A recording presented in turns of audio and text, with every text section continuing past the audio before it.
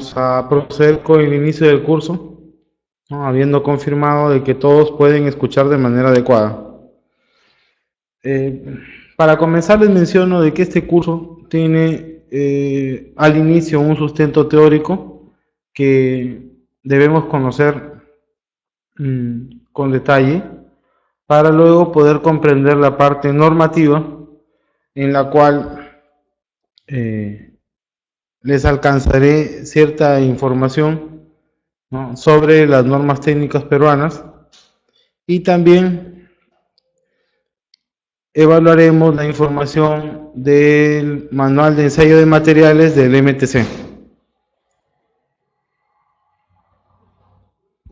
Bueno, no podríamos hacer una introducción a la mecánica de suelos mejor que citando a Carl Terzaghi, padre de esta ciencia, ¿no? Terzaghi decía: la mecánica de suelos es la aplicación de las leyes de la mecánica y la hidráulica a los problemas de la ingeniería que tratan con sedimentos y otras acumulaciones no consolidadas de partículas sólidas producidas por la desintegración mecánica o la descomposición química de las rocas, independientemente que tengan o no materia orgánica.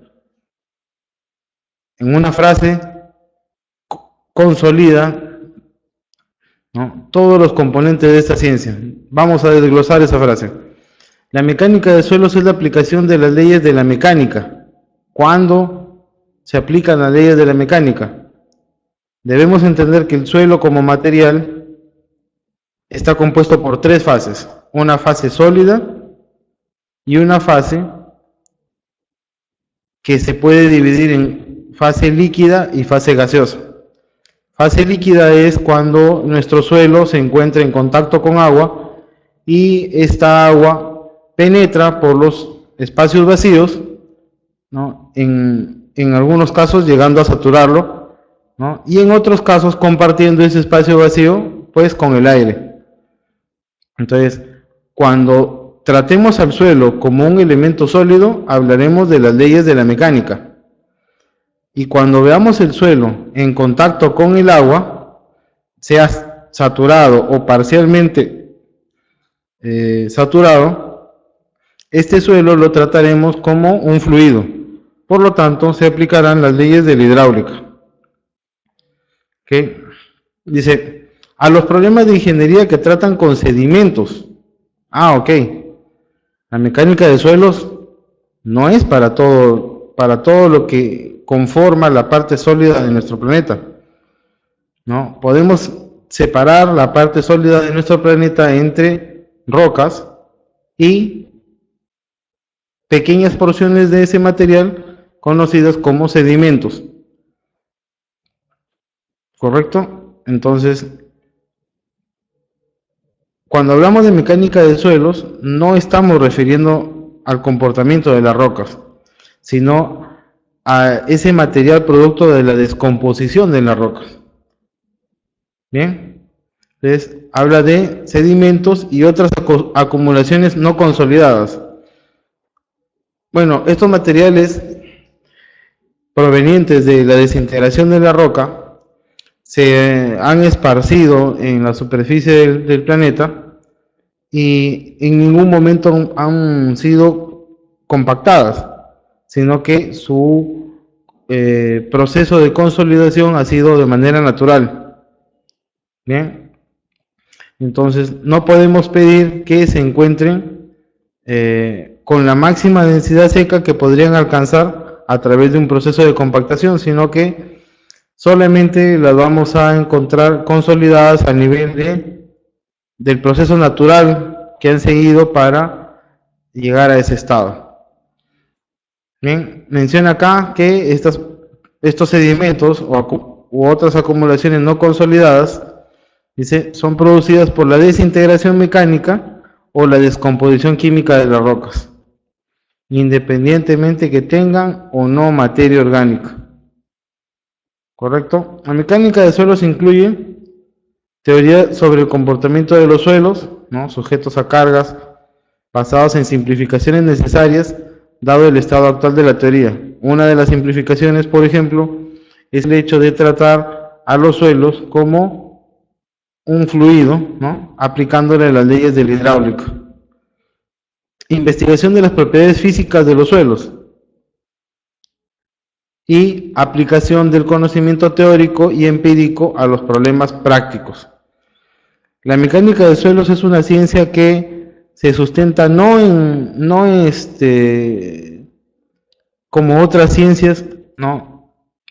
Que tienen su origen en cálculos refinados, sino que se concentra en teorías, propuestas, modelos, ¿no? Matemáticos que se asemejan a la realidad, ¿no? Tratan de buscar una relación entre ciertas ecuaciones, ¿no? O ciertas fórmulas empíricas, ¿no? Con la realidad de la aplicación en los suelos. Sin embargo, estas son fórmulas, ¿no? Como dice acá, empíricas, ¿no? Vamos a revisar durante el curso de que existen fórmulas que no se han actualizado y se siguen utilizando desde el siglo XIX, ¿no? Por ejemplo, las fórmulas de Boussinesq, todas siguen conservándose hasta la fecha.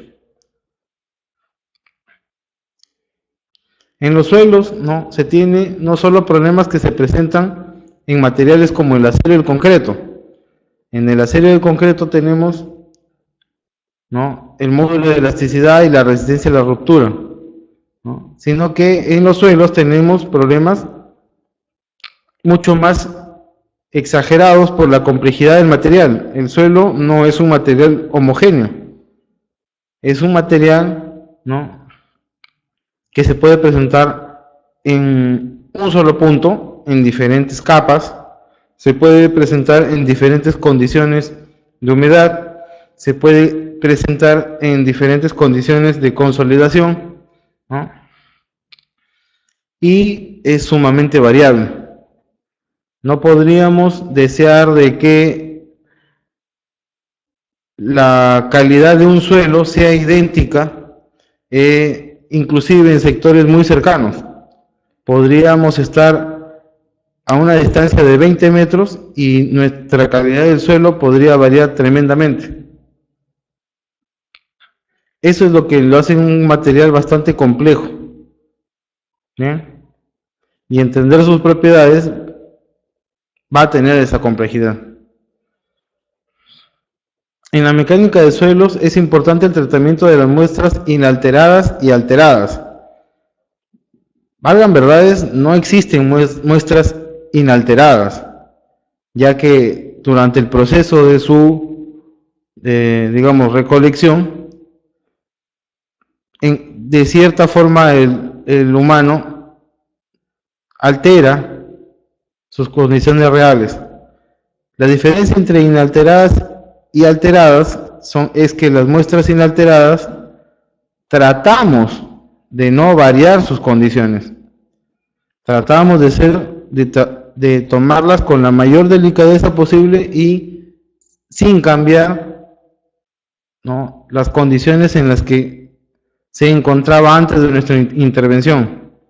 Sin embargo, por ejemplo, si queremos sacar una muestra inalterada en una calicata, ¿no?, para por ejemplo, un ensayo de corte directo, hacemos la excavación y durante el tiempo que nos estamos demorando en la excavación y en formar ese pequeño cubo que deseamos extraer para los ensayos, estamos permitiendo que la muestra pierda esa carga, ¿no?, de peso que tenía antes de que nosotros comencemos la intervención, y por lo tanto se produce un pequeño, pero muy pequeño esponjamiento, ¿verdad? Tal vez es muy, muy, muy pequeño, pero de una manera u otra la estamos alterando. ¿Ok? La mecánica de suelos desarrolla también sistemas para clasificar los suelos. El más antiguo, ¿no?, del que se puede tener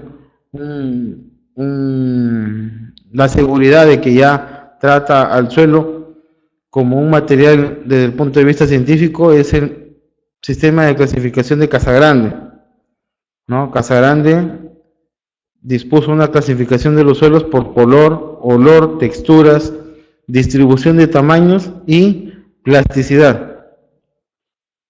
Bien.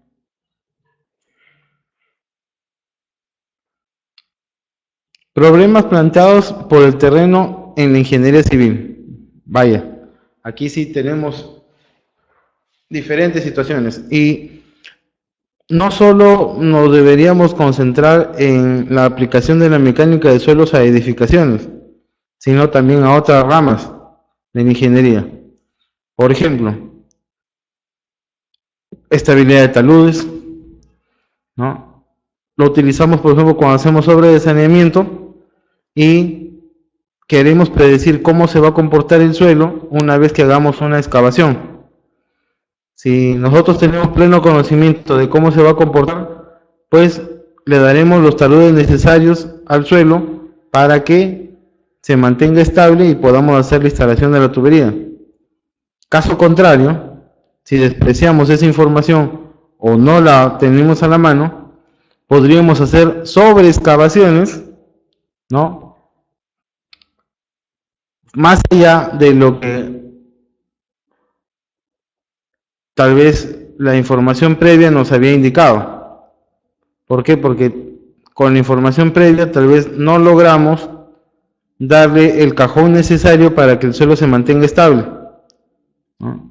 Eso de ahí es un grave problema, porque si es que el diseñador no considera el ángulo de fricción interna del suelo, ¿no? Por ejemplo, si se tratara de un suelo arenoso, ¿no?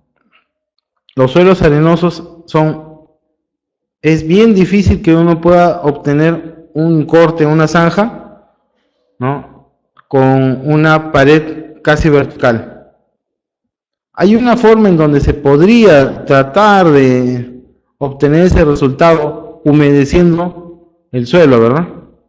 El agua ayuda al proceso de consolidación de la arena, pero necesitaríamos grandes cantidades de agua para poder humedecer nuestro material. Sin embargo, eso no garantiza la verticalidad de las paredes, ya que el agua al mismo tiempo que la arena al mismo tiempo que capta el agua, ¿no? La drena. Y cuando va drenando el agua va perdiendo esa estabilidad y como consecuencia tenemos los derrumbes. Derrumbes que podríamos haber predecido que se iban a suceder, pero en algunos casos por terquedad de los consultores no se toma en cuenta y termina causando ciertas incomodidades durante la ejecución de los trabajos. ¿Correcto?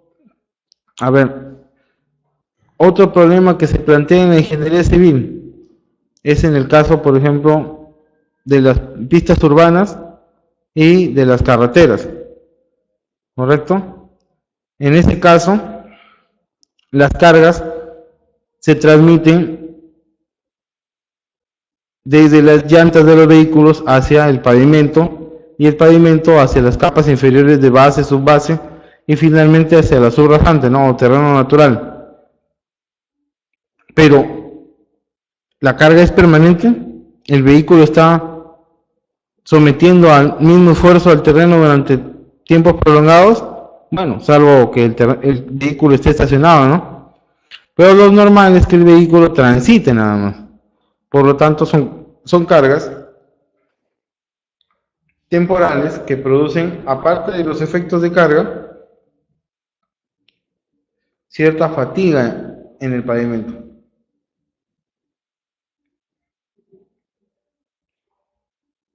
Otro ejemplo son los elementos de soporte de tierra, por ejemplo, los muros de concreto, ¿no? Los pilares, ¿no? De un puente, por ejemplo, tienen necesidades diferentes, ¿no?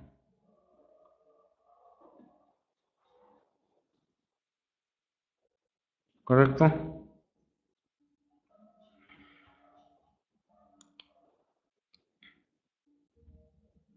Ahora, otro problema común es cuando la superficie del terreno no es horizontal, ¿no? Y existe una componente de peso que tiende a provocar deslizamiento del suelo. Esto es muy importante.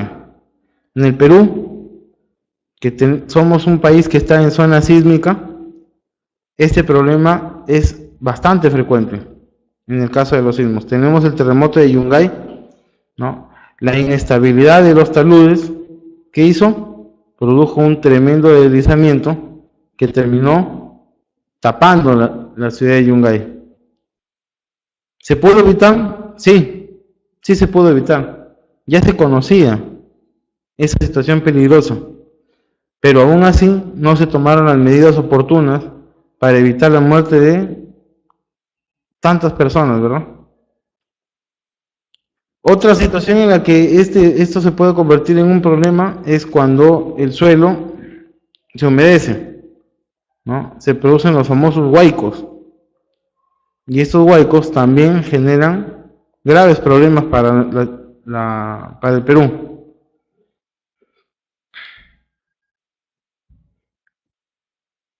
Si queremos hablar sobre la historia de la mecánica de suelos, tendríamos que remontarnos 1000 años antes de Cristo hacia la dinastía Zhou.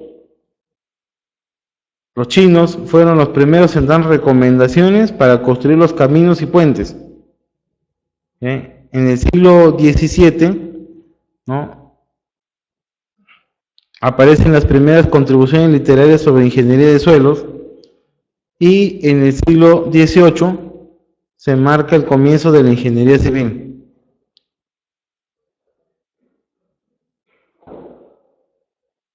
Quisiera un poco conocer de ustedes, tengo entendido que todos son ingenieros, pero quisiera saber de qué zonas más o menos provienen, ¿no? Por ejemplo, señor César, ¿de qué lugar está usted contactado? ¿Desde qué lugar?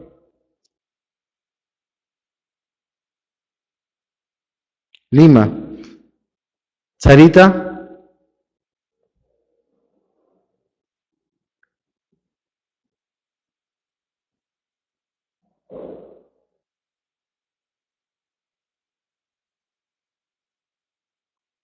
señor Miguel, señor Renzo, señor Enrique, Arequipa, correcto. Moquegua, Tumbes, Ica. Wow, tenemos varios sitios. Va a ser un excelente curso.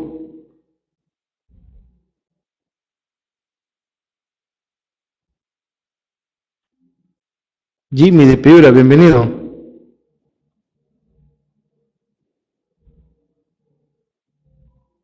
Señor Fernando, señor Eder, señor Edgar. Correcto, señor Alejandro, Juliaca. Tacna. Interesante. Este curso va a ser aplicado para diferentes realidades entonces. Y vamos a tomar en cuenta las experiencias que pueden haber adquirido ustedes en sus zonas. Bien. Usualmente cuando llego a este punto del curso, les pregunto a mis participantes si saben por qué nos llamamos ingenieros civiles. ¿Tienen alguno de ustedes conocimiento de por qué nos llamamos ingenieros civiles?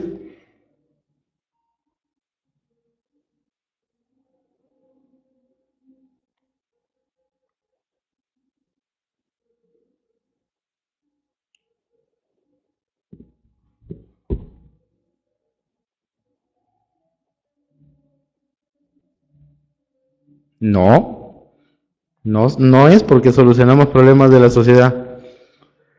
Bien, les voy a contar como un poco para relajarnos y entrar un poco más en confianza. Nos llamamos ingenieros civiles porque antes la ingeniería era estrictamente de uso militar. Los reyes utilizaban a las personas con capacidades para resolver problemas para el beneficio militar.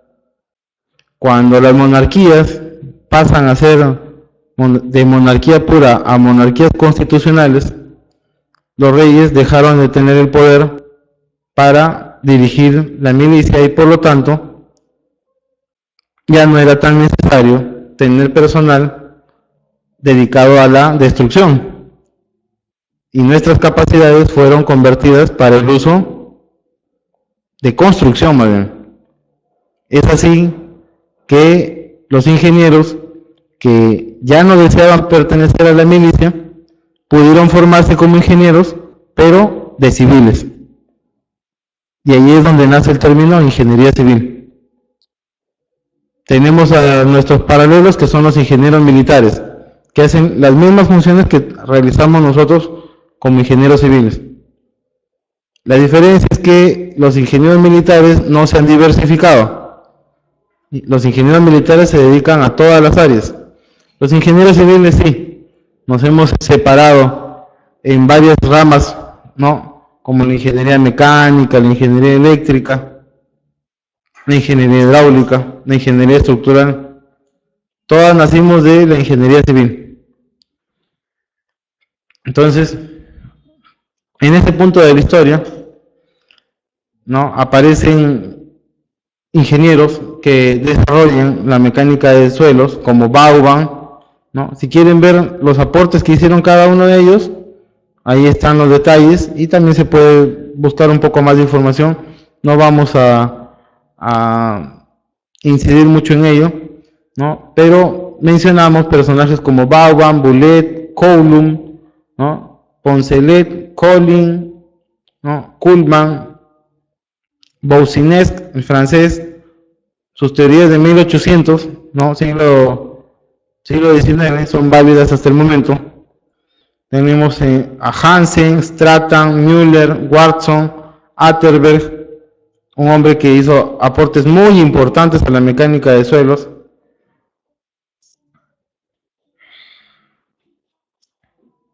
Tenemos a Fenelius y finalmente tenemos a Terzaghi.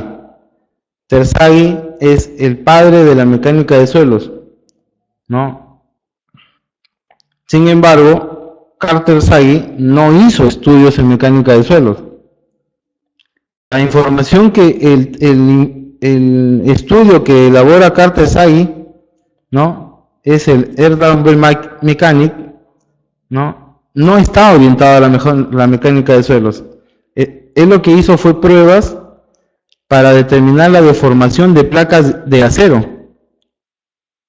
Carl Terzaghi era ingeniero mecánico, pero los estudios que él realizó para determinar las deformaciones en placas de acero fueron el sustento para que otras personas trasladen esa metodología a la mecánica de suelos. Y sin querer, Terzaghi la fundó. Después de haberla fundado sin querer queriendo, Terzaghi vio que sus métodos eran aplicables para los suelos y comenzó a estudiarlos, ¿no? Origen, formación y constitución del suelo. Como hemos mencionado hace un momento, los suelos son producto de la desintegración de las rocas, de partículas más grandes. ¿Ok? Entonces, este origen y formación está muy relacionado a ese proceso de desintegración. Cuando las rocas, la roca madre, la roca sana, comienza a desintegrarse, ¿no? Por procesos de meteorización, por ataque químico o simplemente por procesos mecánicos, ¿no? Esta roca se convierte en roca parcialmente descompuesta. El siguiente nivel de descomposición se conoce como roca altamente descompuesta. Hasta ese momento siguen comportándose como una roca. El siguiente nivel digamos,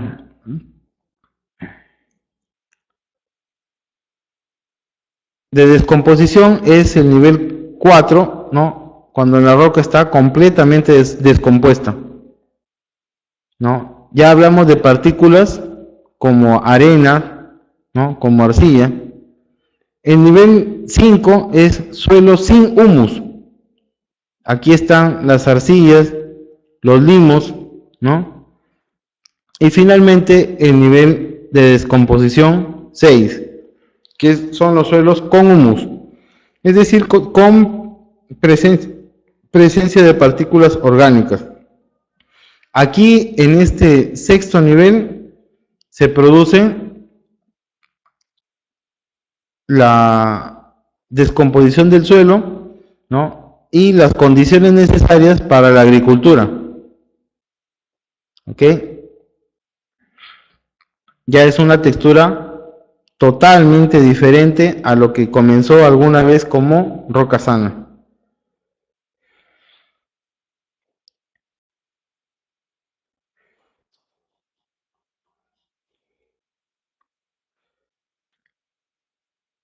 Para un poco ubicarnos en el marco geológico que sostiene a la mecánica de suelos, tenemos ahí algunas definiciones sobre rocas, ¿no? Y algunas de sus propiedades.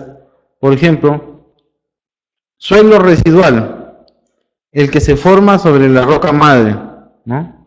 Es un suelo que no pasa por todo el proceso de desintegración, como lo pasan los otros 6 niveles, sino que se forma casi inmediato a la roca madre. Y ese suelo se forma por fricción entre placas o rocas muy grandes, ¿no? Y ya se presenta como un polvo. Eso se conoce como suelo residual, ¿no? Suelo transportado, el que se forma lejos de la roca madre, ¿no? Se conoce también como alóctono. Eluvión, depósito in situ, ¿no? Origina talus y coluviones. Aluvión, depósito de corriente, es decir, cuerpos de agua, o también depósitos producidos por el transporte que realiza el viento. Por ejemplo, las dunas, ¿no? Tienen un origen eólico, ¿no? Y se consideran suelos aluviales. Entonces, hacemos un recuento. La roca madre, a través de la meteorización química o la meteorización mecánica, se convierte en derrubios minerales, y eso en combinación con el agua, con el aire, con los seres vivos y la materia orgánica, se transforma en lo que conocemos como suelo. Hablando ya respecto de un punto de vista técnico, suelo le llamamos a los materiales, ¿no?, que pasan la malla número 3 pulgadas, ¿no?, en el estándar de ASTM. Y dentro de los suelos tenemos a las gravas, pero gravas pequeñas, ¿no?, las arenas, las arcillas, los limos. Factores de formación y evolución del suelo. Tenemos el material parental, de dónde proviene ese suelo. El tiempo, lo que se tarda en convertirse en suelo. La topografía, condiciones de pendiente, drenaje, orientación, ¿no?, que facilitan esa transformación de roca a suelo. Formadores biológicos, micro y macrofauna como fuente de humus. Estos elementos son muy importantes, la micro y macrofauna. Y finalmente el clima, ¿no?, donde tenemos ahí la temperatura, o básicamente los cambios de temperatura, balance hídrico, intensidad de acción, velocidad de procesos.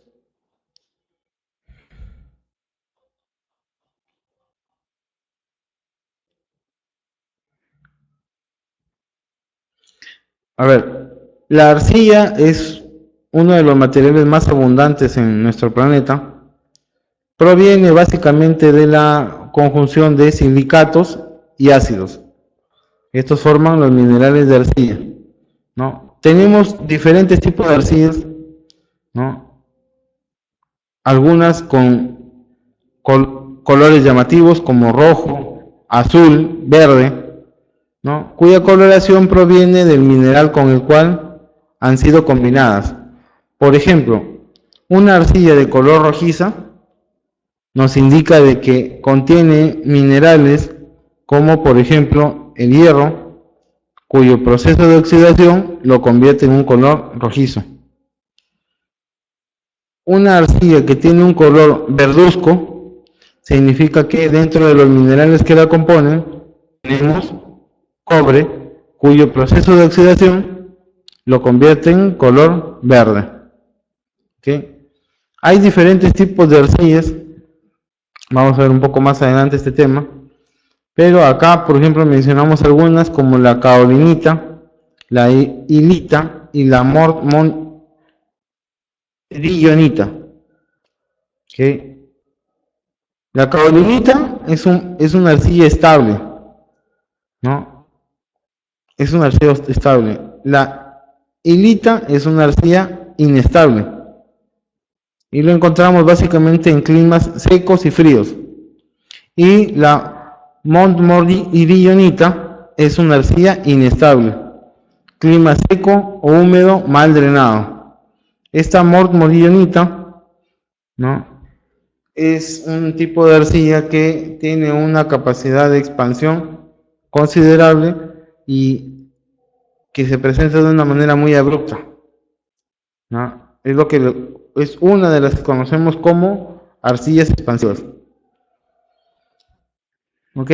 Pero los minerales de arcilla no solamente forman estos tipos de suelos, sino que en combinación con cuarzo y micas generan, por ejemplo, el sílice en solución, en combinación con carbonatos, ¿no?, potasio, sodio y calcio, pueden formar la calcita. Y en combinación con carbonatos, como el fierro, con fierro y magnesio, puede producir la limonita o hematita. Depósitos. Depósitos de suelo, hacemos referencia al lugar de cómo se formó el suelo, ¿no? A ver, un depósito, desde el punto de vista del agente que lo formó, tenemos los depósitos coluviales, ¿no?, originados por la gravedad, depósitos eólicos, originados por el viento, y aluviales, originados por el agua. Tenemos también los depósitos tipo glaciar, donde el sedimento ha sido transportado a través del hielo. Por el lugar donde se desarrollan los depósitos, tenemos los depósitos palustres, que son en pantanos, los depósitos marinos, que se originan en el mar, lacustres en los lagos y terrígenos en el terreno firme de los continentes. Por la estructura tenemos depósitos tipos clásicos, o sea, con fragmentos, ¿no?, y depósitos no clásicos, o sea, son depósitos masivos, ¿no? Alteración de las rocas. Existe un equilibrio dinámico entre las tasas de aceleración y denudación, es decir, entendiéndose por tasa de aceleración, ¿no?, el ritmo con el cual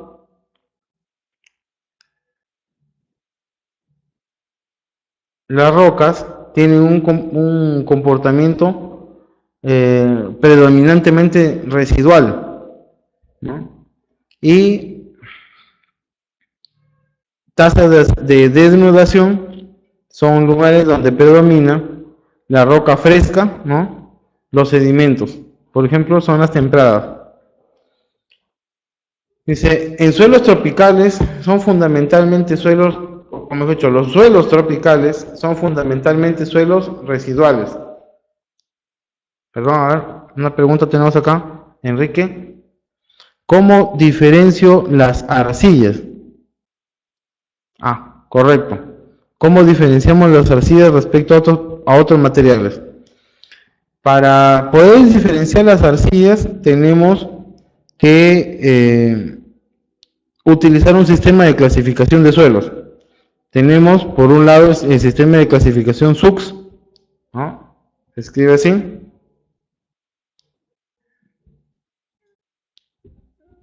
SUX, Sistema Único de Clasificación de Suelos. Y tenemos por el otro lado AASHTO. SUX, perdón, hay una S con minúscula. SUX es toda con mayúscula. SUX es el Sistema Único de Clasificación de Suelos. ¿Ok?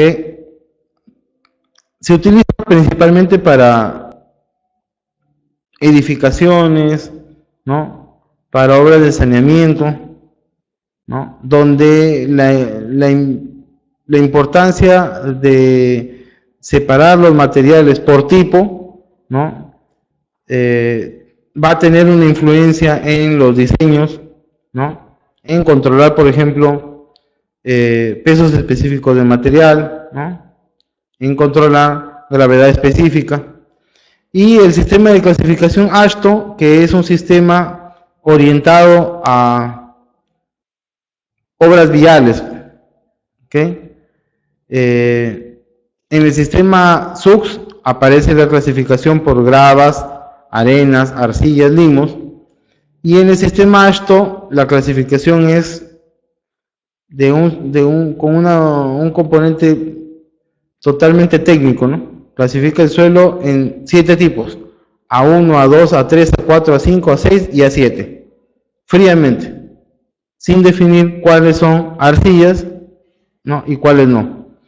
¿Por qué motivo? Porque AASHTO no trabaja con materiales puros, o sea, arcillas puras o arenas puras, no. AASHTO trabaja con materiales que tienen una dosificación, ¿ok? Entonces AASHTO busca mezclas, no busca elementos independientes. ¿Cómo identifico una arcilla expansiva? Muy bien, Sarita. Identificar una arcilla expansiva requiere de un procedimiento bastante simple, ¿no? Que consiste en lo siguiente: puedes tomar una muestra y someterlo a saturación. Sometiendo a la saturación podemos determinar qué tanto incrementa su volumen. Si la variación del volumen es mayor al 0.5%, particularmente ya me preocuparía. Pero no solamente se trata de saturar el suelo, sino que tendríamos también que esperar el momento en el que se seque para determinar un volumen de la muestra seca. La variación en realidad de la arcilla estaría en el cambio volumétrico entre el material estando seco y el material estando totalmente saturado. Esa variación de volumen es la que nos llamaría la atención para preocuparnos si es que el material tiene una conducta demasiado expansiva, ¿no? Si estando seco tiene un volumen y estando saturado el volumen se incrementa demasiado, ya lo llamaríamos una arcilla expansiva. Hay una normativa para determinar para realizar ese procedimiento, ¿no? Y determinar qué tan expansiva es la muestra, ¿no? Esas arcillas necesitan una reclasificación para saber qué tan expansivas puede mostrarse. A ver, Enrique dice: la caolinita, hilita y mortmontrillonita se pueden diferenciar macroscópicamente en campo.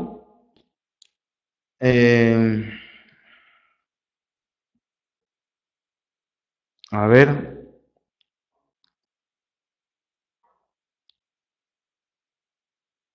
estos tres tipos de arcillas no es posible diferenciarlos macroscópicamente en campo. ¿Por qué? Porque, a ver, si tomamos en cuenta color, el color de estas arcillas podría ser alterado por otro mineral. Podríamos tener una caolinita, una hilita y una mormorillonita del mismo color. Entonces, por color, lo descartaría. Si quisiéramos hacer una diferenciación por olores, también lo descartaría porque dependería de con qué está mezclada la arcilla. Probablemente podríamos hacer una diferenciación por textura, pero eso implicaría ya poder tocar la muestra. Lógicamente, los granos de caulinita tienen una textura diferente que la hilita y también diferente que la mormorillonita. Entonces, podríamos hacer una diferenciación no solamente mirando no, tendríamos que tocar el material.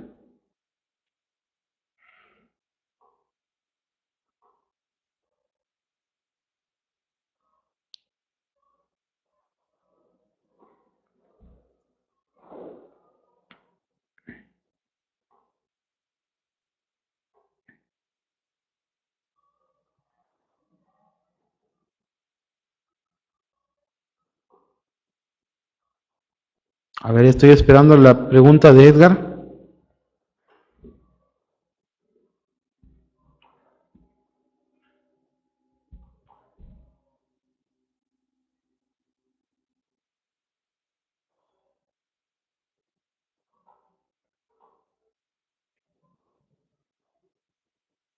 Ah, ok, correcto. Si tenemos un resultado de análisis de estudio de suelos con arcilla, ¿hasta qué porcentaje es permitido en cuanto a arcilla?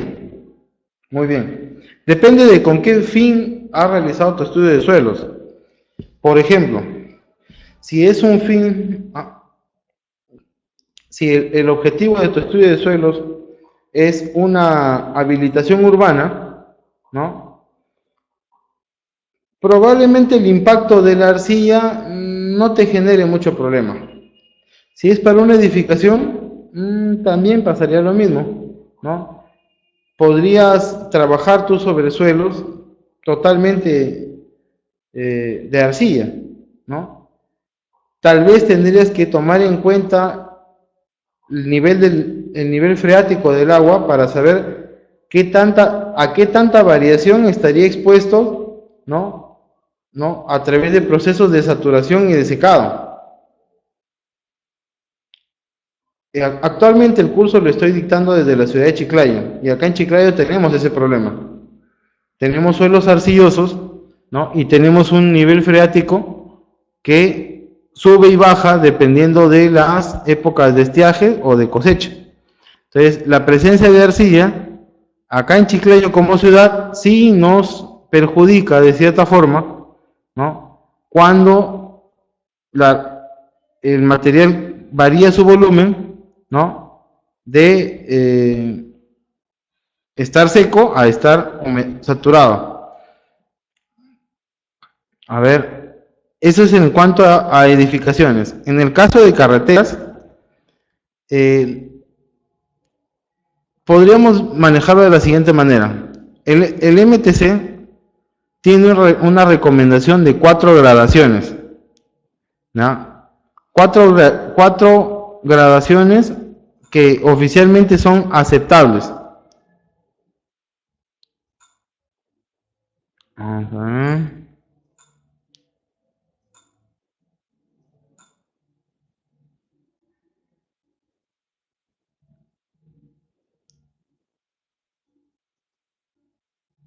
Un segundo.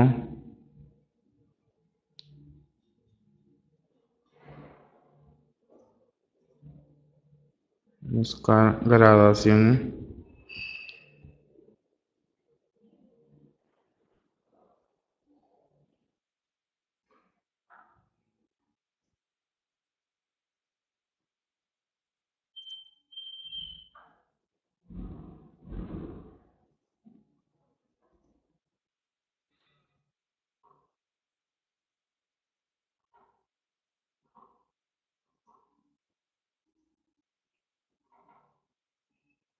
Acá está. Manual de carreteras, suelos, geología, geotécnica y pavimentos. Vamos a buscar acá. Buscar gradaciones.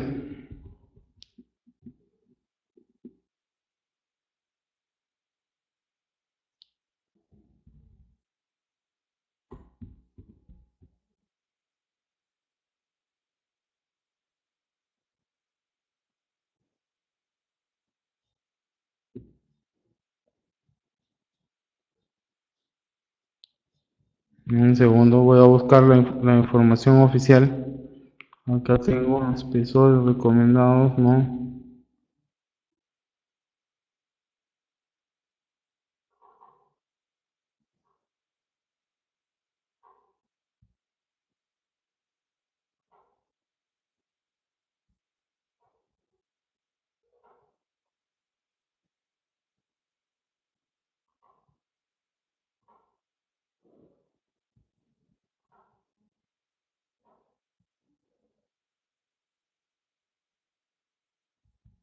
Un momento, por favor, estoy buscando la información exacta para poder...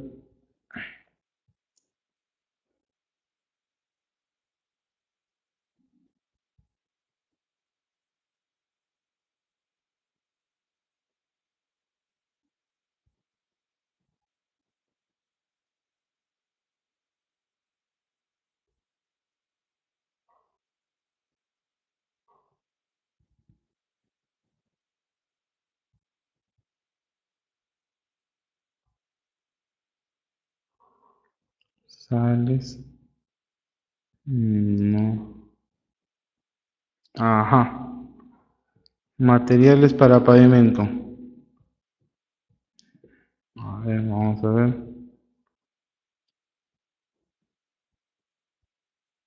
Correcto. Grabación del material afirmado.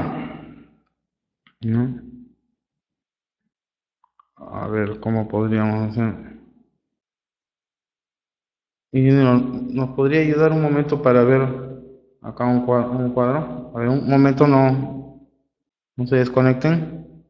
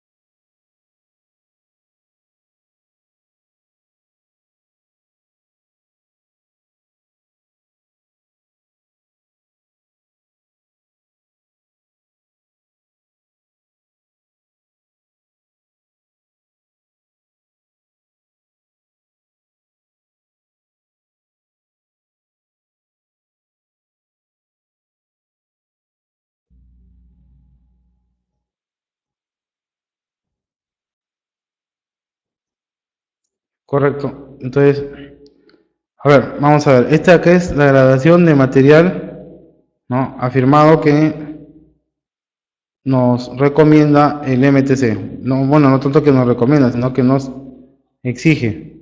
Vamos a ver acá que tenemos de las gradaciones C, D, E y F. ¿Ok? Entonces nos dice de que la gradación C debe pasar el 100% la malla de 1 pulgada. La gradación C debe estar entre el 50 y 85% el material que pasa la malla número 38. Entre 35 y 65% la número 4. Y así. Como ven ustedes, no nos indica qué porcentaje de arcilla puede tener. Este caso es para material afirmado. Simplemente nos dice que los rangos de la granulometría deben. Ahora, si es que vemos las mallas granulométricas, ¿dónde se encuentran las arcillas? Las arcillas están más o menos acá entre la malla número 10, ¿no? Y la malla número 200. En realidad, tomaría yo la malla número 20 hasta la número 200. Desde la 20 hasta la 140, porque ya de la 140 a la 200 son más que arcillas, son limos, ¿no? Pero acá está combinado todo, están juntos todos. Ahora, ¿en qué afecta la presencia de arcilla a un material? Miren acá, tenemos las 4 gradaciones C, D, E y F. ¿En qué afectaría la presencia de arcilla en este material? Que mientras más arcilla tenga, su índice de plasticidad va a ser más alto. Y la norma nos indica de que el índice de plasticidad, que es la diferencia, ¿no?, entre el límite líquido y el límite plástico, no debe ser superior a 9. Entonces, suelos que contengan un alto nivel de arcilla van a tener un alto nivel de plasticidad. Y ahí es donde sí nos podrían afectar. Este de acá es también gradación para material afirmado, ¿no? 2 gradaciones especiales, FHWA, ¿no?, FP03 y SDLTAP.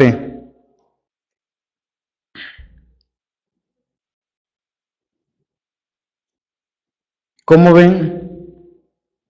Bueno, ya, acá está pavimento flexible.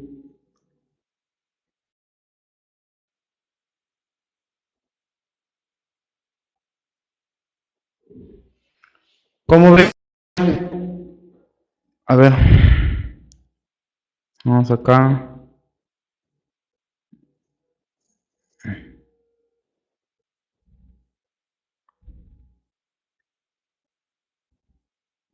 Como ven, la presencia de arcillas no es castigada. Lo que es castigado es el aporte mecánico que pueden producir estas arcillas, ¿no?, en el sentido de incrementar la plasticidad, ¿no?, y distorsionar el comportamiento de la mezcla en completo. A ver, Sarita dice, ¿a qué llamamos tasa de denudación? Correcto.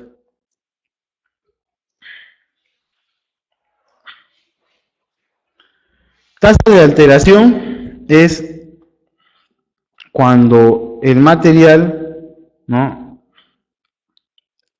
comienza a presentar fracturas, pero sigue comportándose como un solo elemento. Y tasa de denudación es cuando esas partículas se comienzan a desprender. Ya el desprendimiento de la partícula se conoce como denudación. Entonces, si la tasa de alteración es mayor a la tasa de denudación, ¿no?, estamos hablando de que hay un predominio de material residual. Y si la tasa de denudación es mayor a la tasa de alteración, predominio de roca fresca y sedimentos. ¿Ok? Entonces, esa denudación es el desprendimiento. Se desprenden más partículas que las que se alteran. Y cuando se desprenden esas partículas, no se desprenden necesariamente alteradas.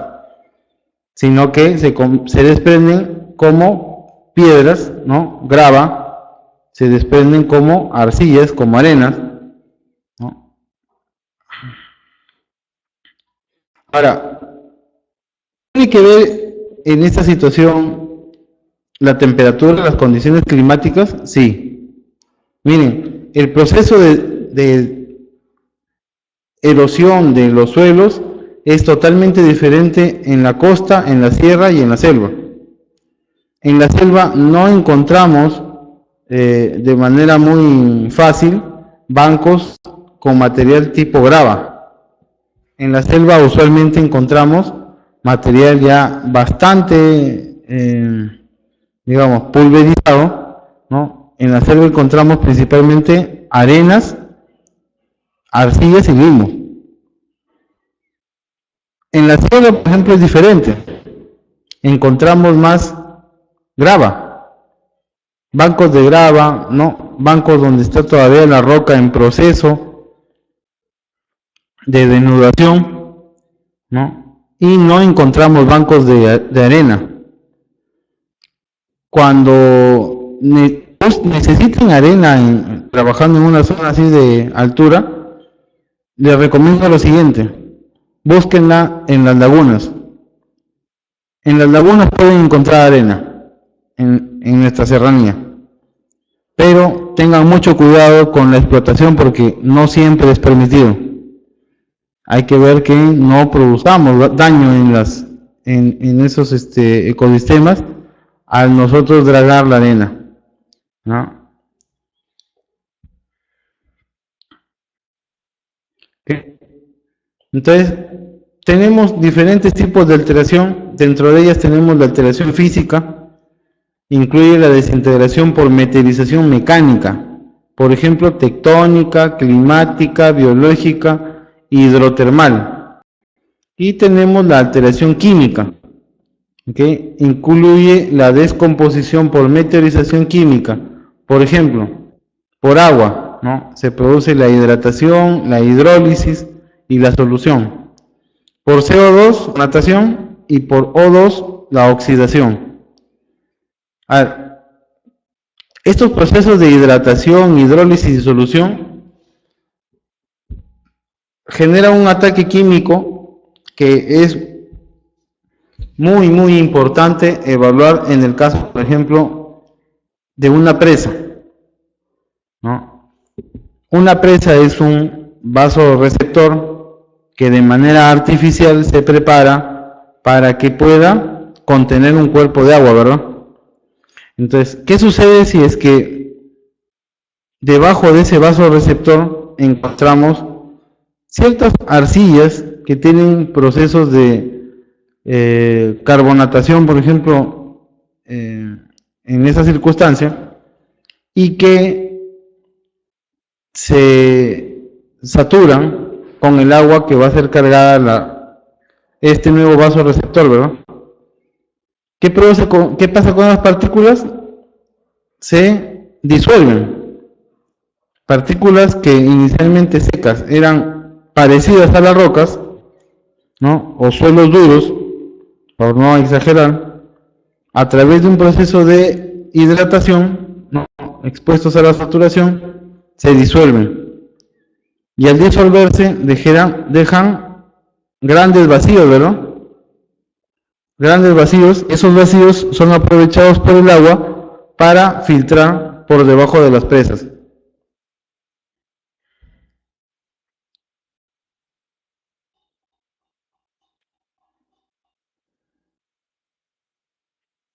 Los coluvioles son por lo general depósitos heterogéneos, ¿no? Sueltos y con bloques angulosos.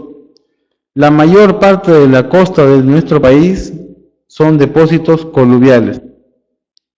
¿Okay? Los aluviones son depósitos conformados por materiales gruesos y sin matriz de finos en los tramos de ambiente montañoso. Y los materiales finos, valles amplios.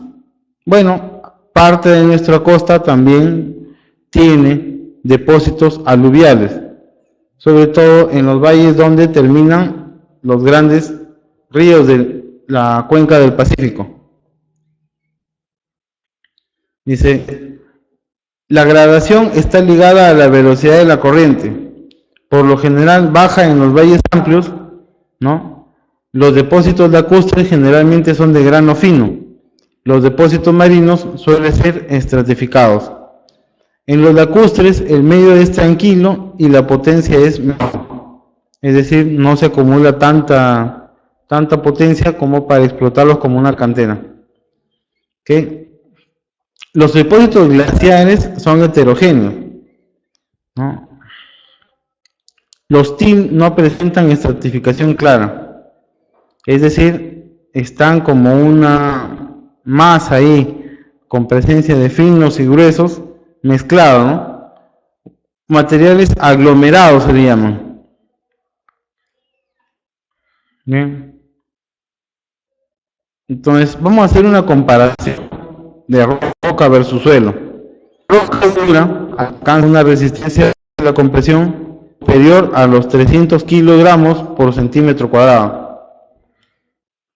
Las rocas blandas se llaman así cuando su capacidad de resistencia oscila entre los 200 kilogramos por centímetro cuadrado y los 300 kilogramos por centímetro cuadrado. Y los suelos tienen capacidades mucho más pequeñas, equivalentes, por ejemplo, a 10 kilogramos por centímetro cuadrado, ¿no? Si eso lo comparamos con el esfuerzo a la compresión que tiene el acero, de 210 kilogramos por centímetro cuadrado, un suelo es un material bastante blando comparado con el concreto.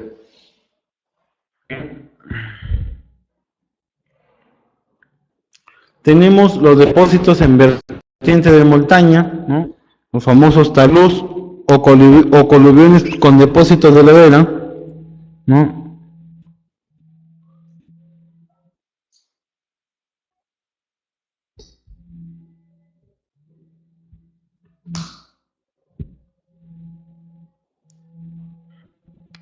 Tenemos acá en la imagen, por ejemplo, suelos residuales, tenemos talús, depósitos coluviales y depósitos aluviales, traídos por el transporte del agua. Ok, sigamos con los componentes del suelo.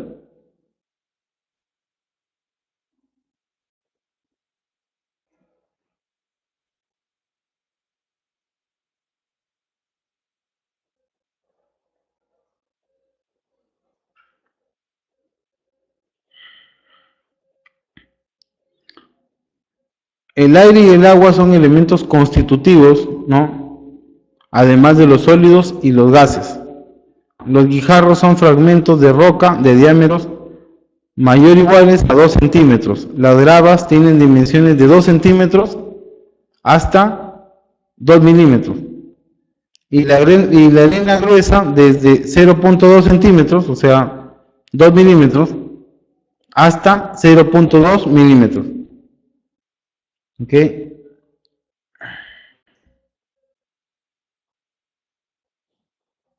Vamos a ver más adelante cuando veamos la clasificación SUX, los rangos que debemos considerar para denominar a nuestros suelos. A ver, vamos a continuar acá con las arcillas, ¿no? Entonces dice, son grupos minerales definidos como la caolinita, hilita, mormonionita, donde participan estructuras octaédricas y tetraédricas. La arcilla es como el humus, posee propiedades coloidales. ¿Qué significa propiedades coloidales? Que cuando son mezcladas con agua, ¿ok?, tienden a formar masas. ¿Por qué? Por su gran cohesión entre partículas, ¿no? Y estas masas, cuando son expuestas al agua, a medida que va superando la saturación, ¿no?, o ya cuando excede la saturación del material, este material sigue manteniéndose en partículas, tratando de ser unidas, tratando de ser partículas con una alta cohesión, ¿no?, y son un poco difíciles de desintegrar cuando están mezcladas en agua. ¿Ok? Las arcillas, en el sentido mineralógico, son cristales microscópicos cuyos átomos están dispuestos en formaciones planas. ¿Ok? Estas arcillas se pueden mezclar con sílice, se pueden mezclar con cationes de hierro, de manganesio, de calcio, de potasio, ¿no? Inclusive de aluminio, adoptando el color y la apariencia de esos minerales que los captan.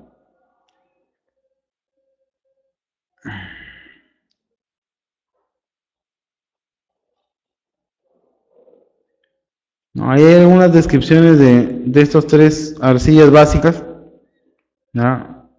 Dentro de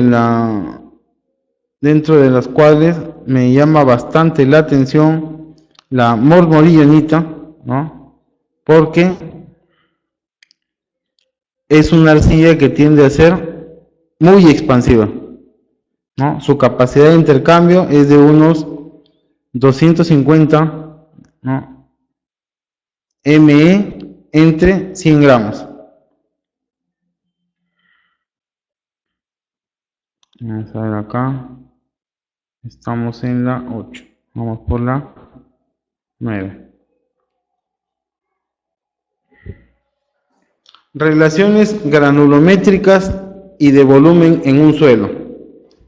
Hemos conversado de que el suelo es un material de tres fases. Una fase sólida, una fase líquida y una fase gaseosa. ¿Ok? La fase sólida la componen esos sedimentos, ¿no? Producto de la desintegración de las rocas.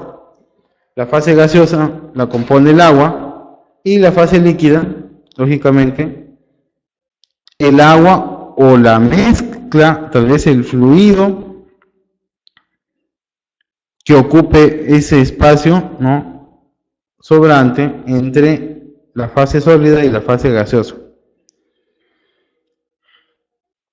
Pero cuando trabajamos con materiales, ¿no? Como los suelos, estos suelos cambian o alteran las proporciones de estos estados de materia. Difícil que se cambie la proporción sólida, pero sí es bastante común cambiar la proporción gaseosa y la proporción líquida a través de un sistema de consolidación.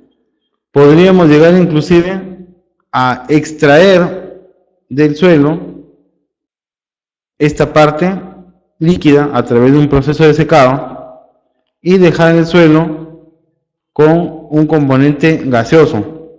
Pero ese componente gaseoso nos perjudicaría porque este material tendría tendencia a deformarse, ¿no?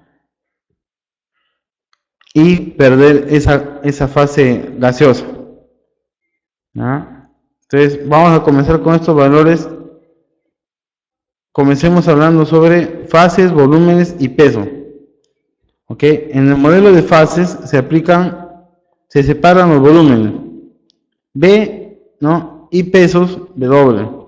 Así, volumen total, que es B sub T, es igual a volumen de vacíos, ¿correcto? Que es el espacio no ocupado por los sólidos, y volúmenes de sólidos. ¿Ok? Entonces tenemos acá que el volumen del aire, ¿no? Y el volumen del agua son BA y BW respectivamente. Luego se reemplazan esos datos en la ecuación y obtenemos acá volumen, ¿no? De vacíos es igual a volumen de aire más volumen de agua. ¿Ok? Relaciones de volumen. Tenemos la porosidad. ¿Cómo se mide la porosidad? La porosidad es un porcentaje, ¿no? Que brinda la división del volumen de vacíos entre el volumen total. Es decir, nos menciona la capacidad de agua que podría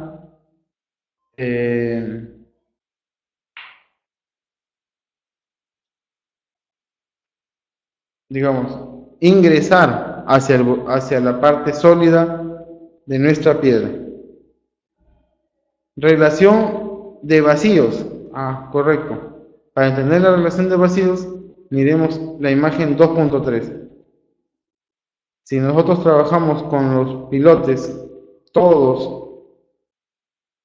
ordenados, ¿no?, en filas y columnas, la cantidad de espacios vacíos va a ser mayor que en el caso de que ordenemos una pila de testigos de esta manera: parte superior horizontal, parte inferior horizontal y dos componentes que están inclinados. Entonces, en estas condiciones, dice, el estado más compacto, se produce una porosidad de 26% y una relación de vacíos de E, que viene a ser la división entre BBE y BBS. Volumen vacío, volumen de sólidos.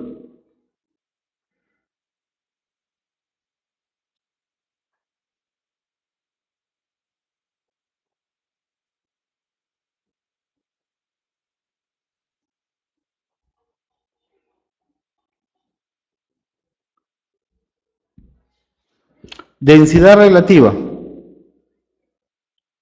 Densidad relativa es un parámetro, ¿no?, que nos informa si un suelo está cerca o lejos de alcanzar valores máximo y mínimo de densidad, ¿no?, que se pueden alcanzar. Además, este valor oscila entre 0 y 1, siendo el más resistente el suelo cuando el suelo está compacto, ¿no?, y el valor es dr igual a o equivalente a 1. Y menor cuando este suelo está suelto, ¿no? Por ejemplo, cuando tienes el dr igual a 0.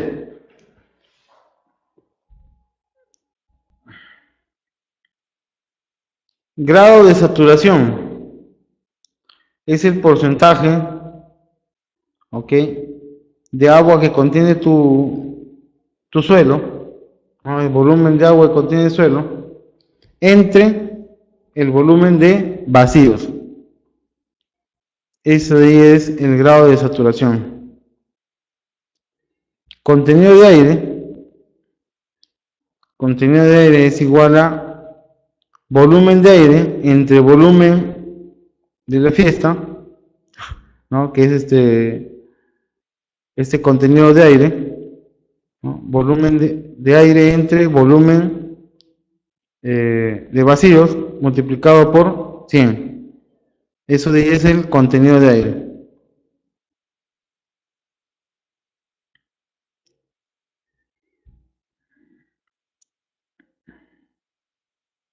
Acá hay unos apuntes, ¿no? Dice, relaciones gravimétricas.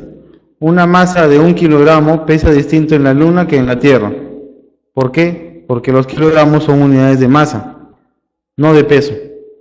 Las unidades de peso vendrían a ser kilogramo fuerza o los kilonewton. ¿Correcto? Peso unitario del agua, ¿no?, en libras por pies cúbicos es 62.5. En kilonewton es 9.81 kilonewton por metro cúbico.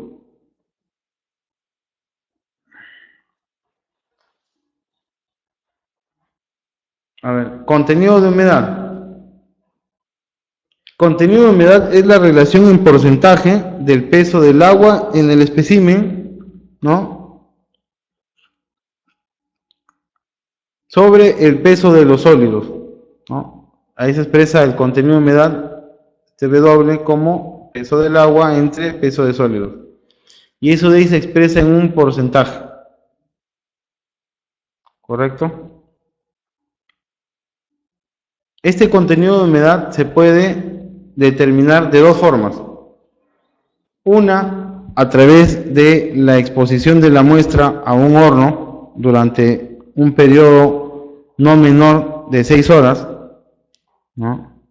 El horno tendría que estar con una temperatura de 110 grados, ¿no? Entre 105 y 110 grados, ¿ok? Ahora, el otro método es exponer la muestra a un equipo denominado Speedy Moisture Tester, ¿no? Equipo es testeador de humedad rápida. Este Speedy nos da el contenido de humedad en el momento, sin tener que esperar el proceso de secado en estufa. Peso unitario de referencia, ¿no? O peso específico relativo, también le podemos llamar. Es el peso específico del material comparado con el peso específico del agua a una temperatura de 4 grados centígrados. ¿Qué? El peso específico del agua el agua destilada a esa temperatura es igual a 9.81 kilonewton por metro cúbico.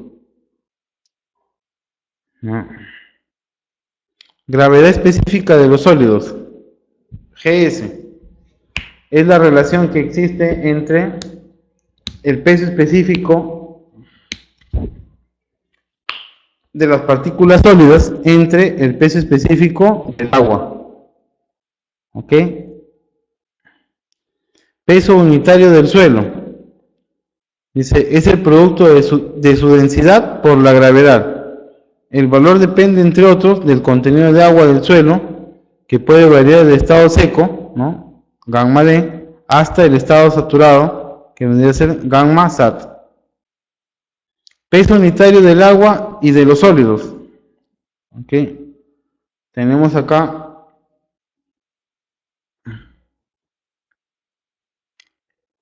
peso unitario seco es igual a peso del sólido entre volumen.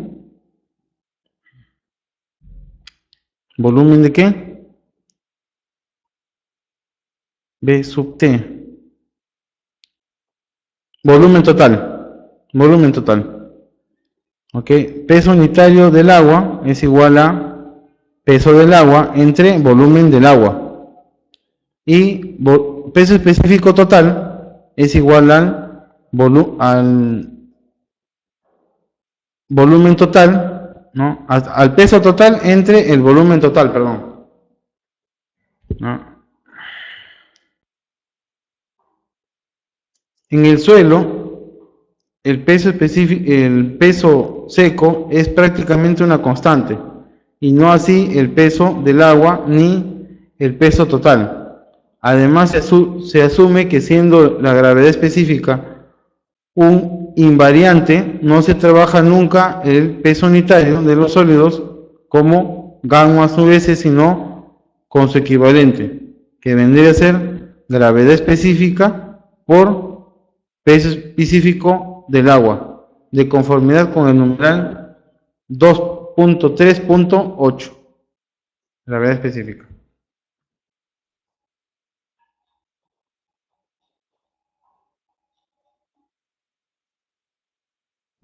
¿Hasta ahí alguna duda sobre estas propiedades índice?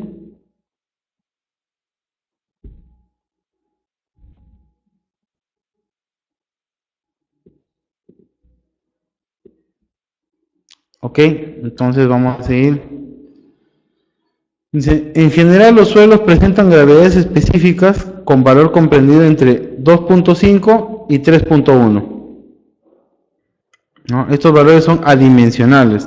Acuérdense, la gravedad específica no tiene dimensiones. ¿Ya?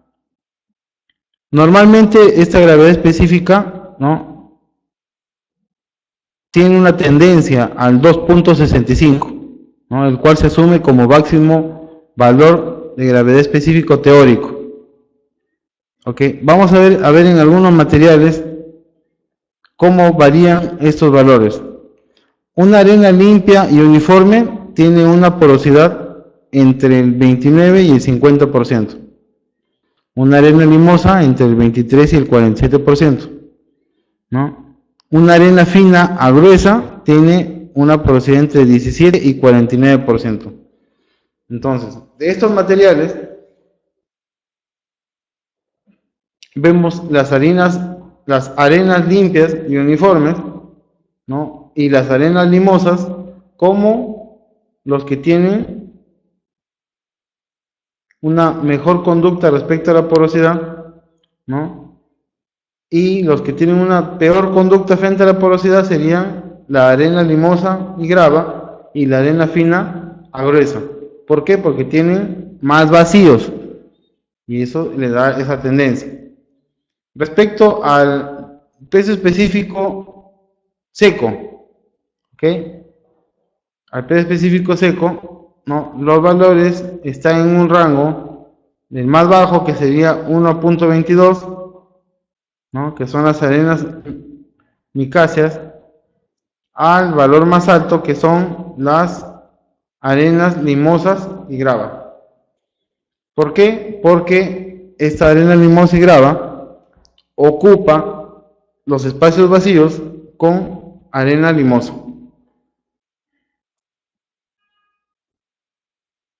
Peso unitario sumergido. Dice, esto supone considerar el suelo saturado y sumergido.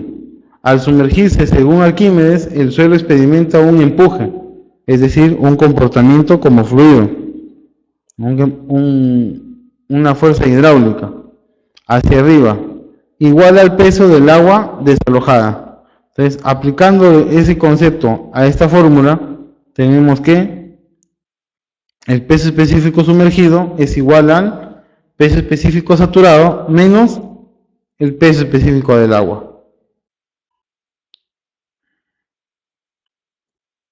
Gravedad específica del espécimen.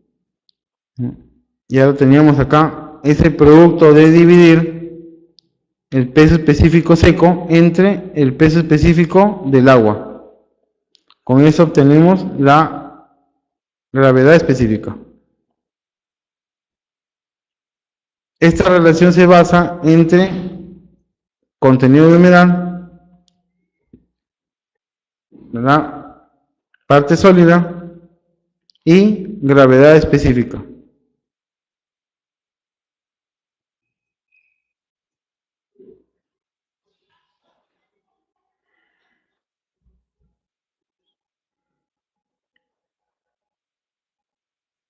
Entonces, existe una fórmula para relacionar, ¿ok?, la gravedad específica, el contenido de humedad, ¿no?, la parte sólida y el valor E, que es de esta manera. Otra relación fundamental que surge al considerar, ¿no?, estos valores es que peso específico total es igual a gravedad específica por 1 más contenido de humedad entre 1 más el valor E.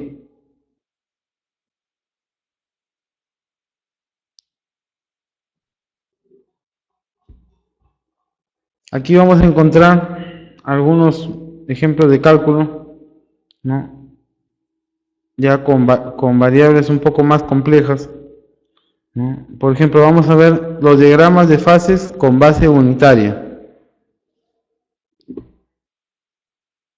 ¿Qué significa un diagrama de fase con base unitaria? Ah, correcto. A ver, con volumen de sólidos igual a 1 en el gráfico, se obtiene esta ecuación, ¿no? Contenido de humedad es igual a peso del agua entre peso de sólido, ¿verdad? Y que gravedad específica, perdón, peso seco es igual a gravedad específica por volumen seco por peso específico del agua.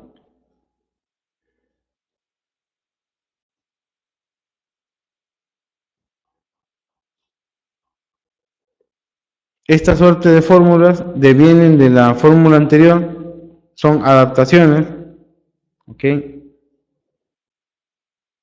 Y estas adaptaciones se pueden aplicar para ejercicios prácticos. Por ejemplo, tenemos el ejercicio 2.1. Dice, un espécimen en estado natural pesa 62.1 gramos y seco al horno pesa 49.8. ¿Ok? Entonces, hay un contenido de agua ahí, ¿verdad?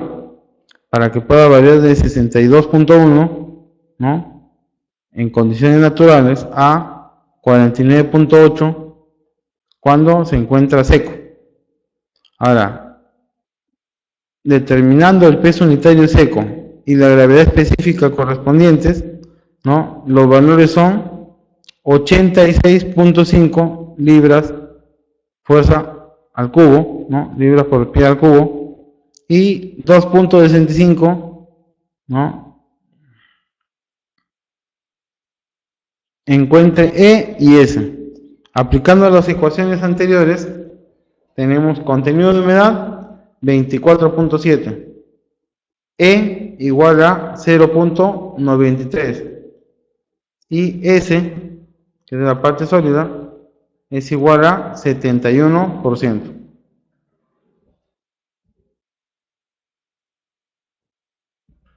Entonces acá tenemos la fase líquida, la fase gaseosa y la fase sólida.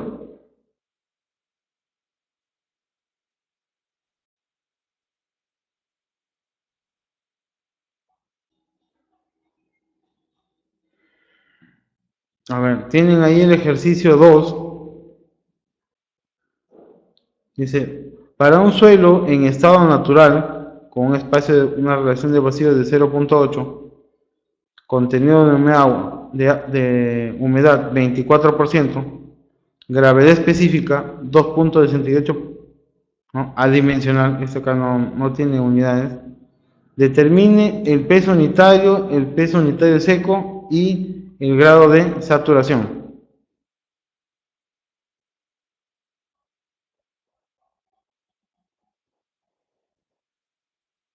Ujú. Entonces, ahí tenemos las fórmulas, reemplazamos los valores y obtenemos el peso específico total como 18.11 kilonewtons por metro cúbico. El peso específico drenado es igual a 14.61 y el peso específico de los sólidos, ¿no? Es igual a 80.4, ¿no? Con estas relaciones tenemos que determinar el peso específico saturado, que viene a ser igual a 18.97. A ver, vamos a ver el ejercicio 2.3.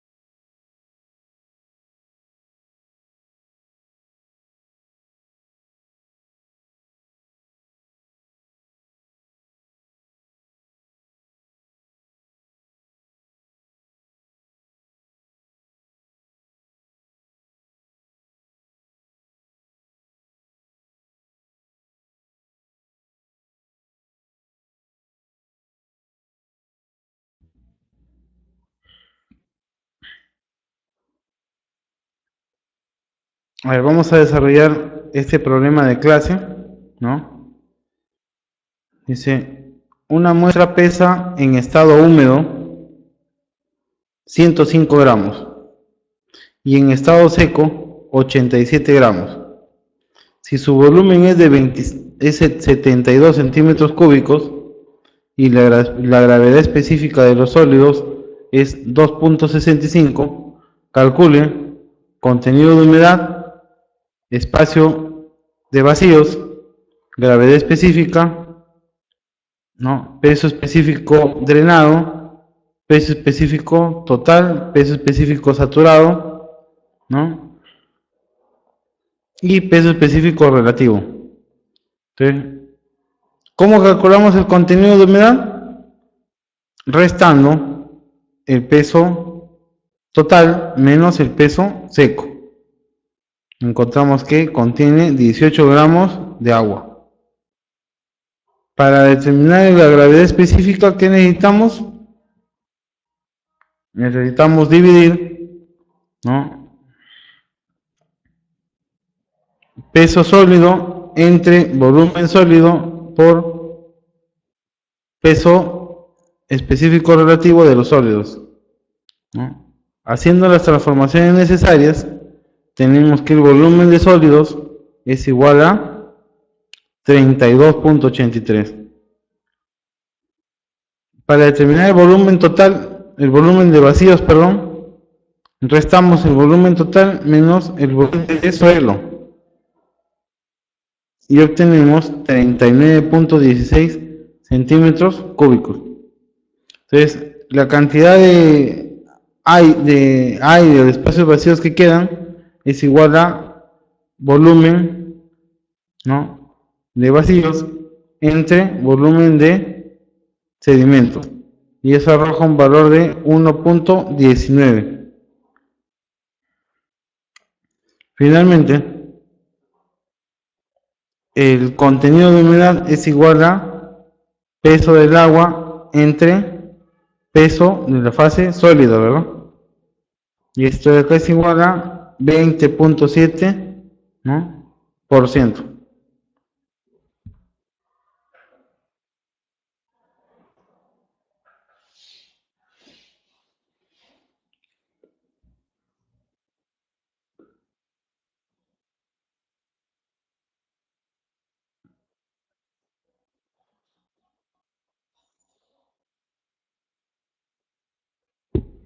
Ok, entonces acá calculamos la gravedad específica, ¿no? Calculamos el peso del agua, no, perdón,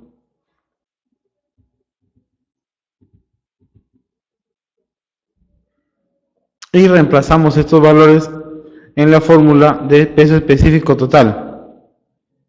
Ok, después de ciertas operaciones, tenemos que el valor del peso específico total es igual a 1.46 gramos por cada metro cúbico, perdón, centímetro cúbico, ¿no? Ahora, si el valor de 1 es, ¿no?, en 1 es igual al contenido de humedad, entonces tenemos acá que peso específico total es igual a peso específico del material que están extrayendo, ¿no? Y esto acá es igual a gravedad específica de ese material por peso específico del agua entre 1 más E, que viene a ser la cantidad de vacíos, ¿verdad? Haciendo esas operaciones tenemos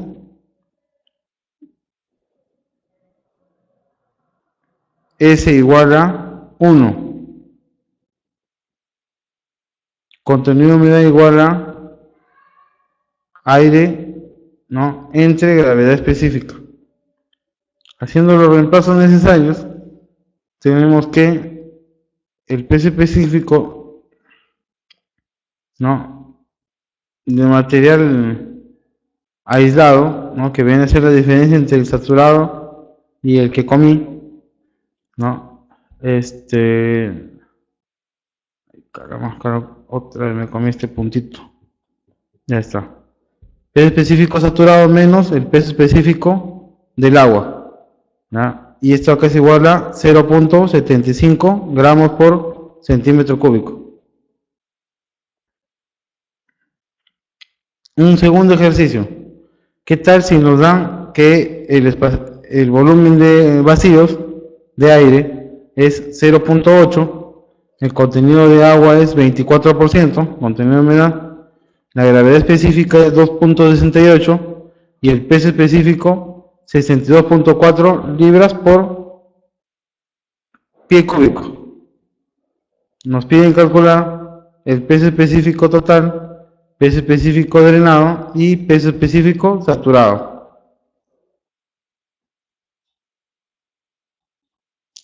Y lo calculamos aplicando las fórmulas que hemos visto previamente, ¿no? Ya tenemos ahí, para el peso específico total, esta fórmula y nos da 115.20 libras por pie al cubo.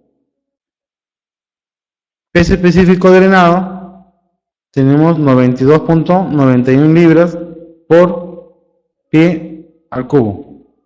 Y peso específico saturado, tenemos 120.64 libras por pie al cubo, ¿no?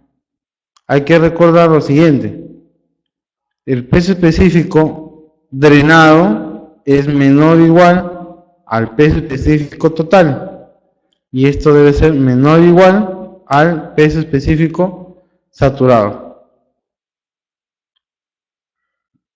Acá tenemos un tercer caso. Dice, en las figuras se muestra la misma, en las figuras se muestra una misma muestra del mismo suelo en tres condiciones diferentes. Húmeda en estado natural, ¿no? Luego de compactada, muestras saturadas y seca. Para estos casos, el peso unitario, ¿no?, del agua es 1 gramo por centímetro cúbico. Si la gravedad específica del suelo es 2.7 y el peso de los sólidos vale por 50 gramos, ¿ok?, obtenga los tres pesos unitarios y la porosidad del suelo en cada estrato. Sí. El primer caso, para suelo húmedo en estado natural, el volumen de vacíos vale 80 centímetros cúbicos y la saturación del 60%. En el segundo y tercer caso, para suelo saturado y seco, el volumen de vacíos es de 48 centímetros cúbicos. ¿Okay? Obtenga la densidad compacidad relativa, ¿no?, si el suelo anterior, en caso suelto, ¿no?, en estado suelto, incrementa su volumen total del estado natural en 20%. ¿Okay?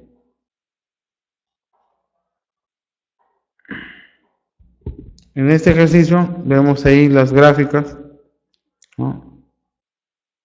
Este ejercicio pide una resolución, pero yo les puedo recomendar lo siguiente. ¿Okay? ¿Cuándo se da esta situación? De tener tres muestras parecidas, pero con un comportamiento diferente. Esa situación se da, ¿no?,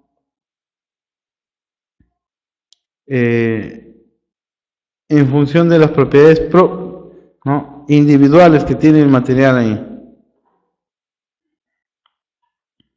La resolución de esta consulta se hace con la misma lógica que hemos desarrollado el ejercicio anterior, ¿no? En este caso, les voy a pedir que ustedes, a manera de práctica, intenten desarrollarlo. No es necesario que lo terminen, pero por lo menos intenten hacerlo.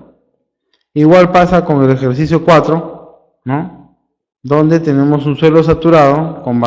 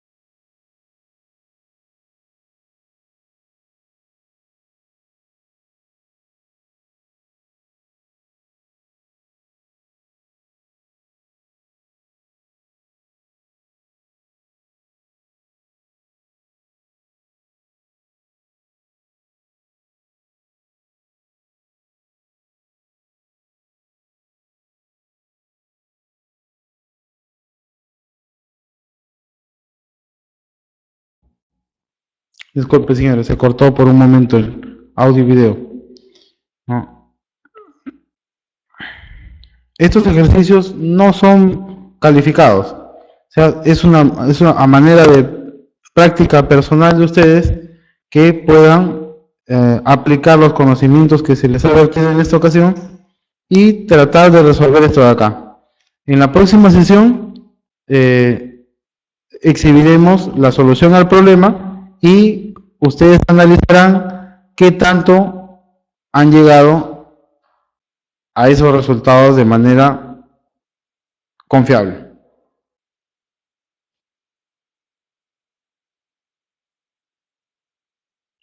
¿Puede ser entendido?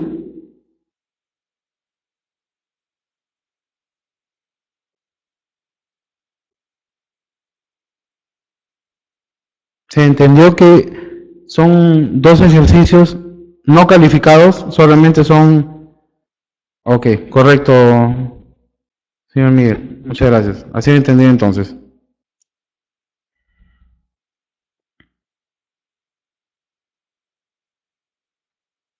Muy bien. Entonces, con esta aclaración, damos por concluida esta sesión, sesión primera del curso de mecánica de suelos aplicada a la construcción.